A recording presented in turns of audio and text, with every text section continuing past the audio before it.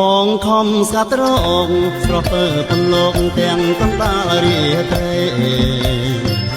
បងខំស្កាត់រងស្រស់ពើពន្លកទាំងកំដាលរាត្រីតើអូនជាប់រវល់ការអីតើអូនជាប់រវល់ការអីបានជាស្រស់ស្រីមិនមកលេងរំវងតើអូនជាប់រវល់ការអី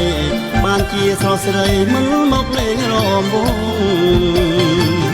ខ្ញុំមិន